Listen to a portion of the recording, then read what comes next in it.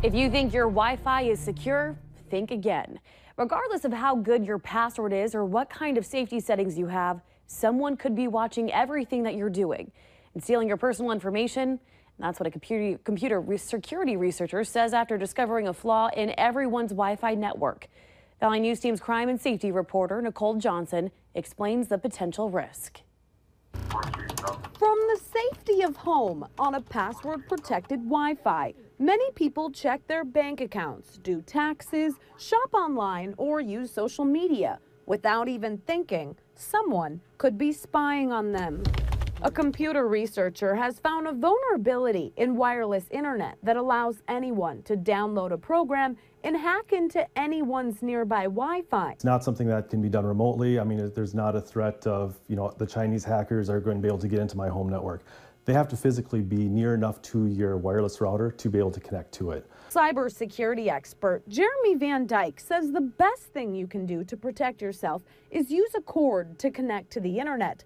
But that's not always possible. He says if you're using a secure website like your bank, that's encrypted and your information should be secure even if you're hacked. The bigger threat is the social media. Especially if you're using the same password for multiple sites. Once they're able to see a username and password, then it's just a matter of time to see where else you've used that password. Van Dyke says cell phones are an even bigger threat. Everyone wants to save data and connect to Wi-Fi, often on secure Wi-Fi. And who knows how many people are spying on you through there. Unless you really know where you are and trust it, it's safer to not. Your data plan is going to be safer. Regardless of what device you're on or whose Wi-Fi it is, experts say this new discovery should put everyone on high alert. Nicole Johnson, Valley News Live.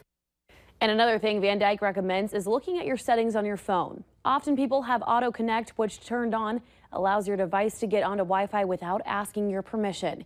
He says that's opening you up to a lot of vulnerability.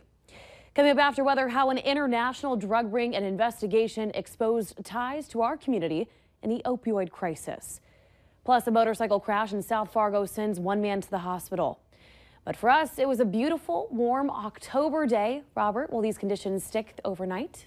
Yeah, it'll be a pretty quiet night out there. We'll still see some breezy conditions, but a live look outside on the CorwinAuto.com Valley Skycam, part of the Storm Team Skycam network, shows traffic moving along nicely, mostly clear skies out there, and we'll see mostly clear skies throughout the night. 66 degrees after topping out in the mid-70s earlier today.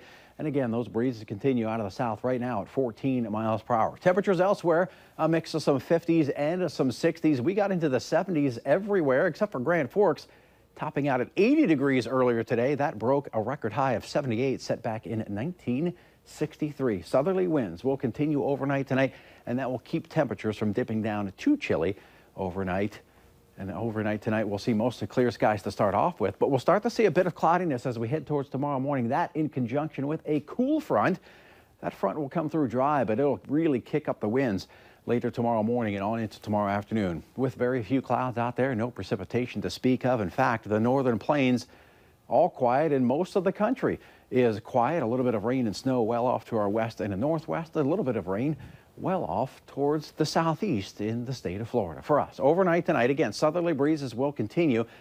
Last night, overnight lows in the 30s and low 40s. Tonight, we'll see overnight lows in the 50s, maybe a few upper 40s. Here comes the front. Ahead of that front, we're going to see some southerly to southwesterly winds, but behind that front, those winds really crank up out of the west and northwest, 10 to 20 miles per hour. Some gusts as high as 40 to perhaps 45 miles per hour, especially up in the northern portion of the valley.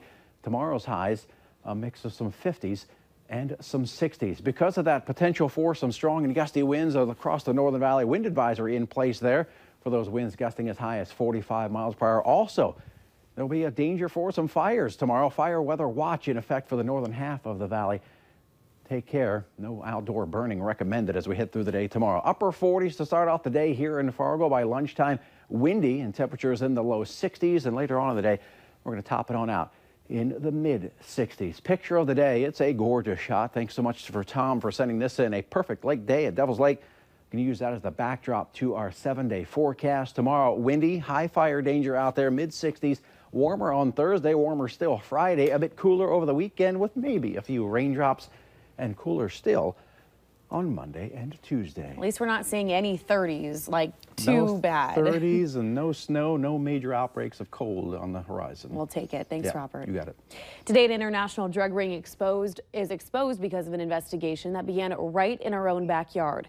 Dangerous opioids being manufactured in China and then smuggled across our border have been linked to an overdose death in Grand Forks. There have been 20,000 fentanyl overdose deaths in the U.S. just last year. Today, the feds announced they took down 2 Chinese nationals. One of them has been indicted by a grand jury in North Dakota for masterminding the dangerous distribution of tons of fentanyl, an extremely potent opioid, among other narcotics. Today, at a press conference in D.C., the drug enforcement agents in Grand Forks were praised, but warnings continued about why this drug is so dangerous. And while opioids are being smuggled across our borders, locals say even that is only part of the problem. Tanya Oakes shared her story exclusively with Valley News Live. She got busted with fentanyl and says it's everywhere and it's easy to get. She says she's been sober for about a half a year and now she wants to help others do the same. She takes responsibility for addiction but says an open community can help other addicts. It's choices that we make personally, but it's also choices and resources within the community that are going to help people make the right choices. If you want to see her full story, head over to valleynewslive.com and click on this story. Fargo police are investigating after a motorcyclist was hurt in a crash just south of 32nd Avenue and 25th Street. They say a male motorcyclist was found underneath the SUV involved in the crash. Police have not released his name, but say he had to be taken to a hospital to be checked out. Authorities say they are still unsure if speed was a factor in the crash. They say they will use a crash reconstruction specialist to help in the investigation. The parents of a murder victim with North Dakota ties are asking people to consider adding a ribbon to their Facebook and/or Twitter in support of their daughter. Julia Jacobson, a California Army veteran who was born in Bismarck, disappeared last month. Police say her ex-husband has been arrested and will be booked for murder. Jacobson's family is asking you to show support in getting justice for Julia. You're taking a look at a Facebook page where you can attach a ribbon to your profile picture. We have more information on that on our website. Go to valleynewslive.com. By the way, the family is planning funerals for Julia in both Bismarck and in California. The investigation led officers to Arizona and the arrest of Jacobson's ex-husband, Dalen Ware. After extensive forensic testing of her car, detectives say they have reason to believe she was murdered. At this time, authorities still have not found Jacobson's body. And if you need help in covering fraud and corruption in your community, call us on our whistleblower hotline. That number is 701-237-6576 and leave your tip. A member of our investigative team will get on the case and go to work to expose the truth. Doctors in Las Vegas have moved a North Dakota man injured during a mass shooting earlier this month out of intensive care. 31-year-old Andrew Goodmanson remains hospitalized. Goodmanson's father said that his condition has improved and he can communicate with loved ones and even walk around. The former UND baseball player is recovering from a series of surgeries after suffering multiple gunshot wounds in the attack. As of the beginning of this week, Goodmanson was one of at least 45 survivors of the shooting still hospitalized. Survivors of the attack are organizing a vigil in Minot a week from today at 7 o'clock at Dwayne Carlson Football Stadium in conjunction with other cities all across the country. 2 words are exploding on social media. Me too. The timing of this movement follows scores of claims of groping and even rape against film mogul Harvey Weinstein. According to a recent study, every 98 seconds an American is sexually assaulted. This includes men. For victims, this has been a chance to share their stories. I've been a victim of sexual assault, of sexual harassment, so personally this has affected me, and I know many, many victims as well, and just having those people in your life, you know how important this issue is. Sexual assault has many dimensions and it's not easy to fix, but people are hopeful the Me Too movement will be a start. Tonight is the end of one era, but also the beginning of another in West Fargo. Swimmers took their last strokes at the Ellie Berger Elementary School pool. The pool opened its first doors in 1976, with the first high school swim teams forming shortly after in 1977. Next year, competition will take place at the new Olympic pool in the Hubert Aquatic Center. a location that boasts the Olympic pool and a warm water pool used for teaching and therapy. Not only was it a swim meet for the Packers, it was also Senior Day, adding meaning to the already historic day. Well, today may be a bit sad with the last meet in Burger Pool for those of us who were here 40 years ago for the opening of Burger Pool. We're so excited about what this brings to the community for the sport, as well as for bringing people to Fargo who've never been here.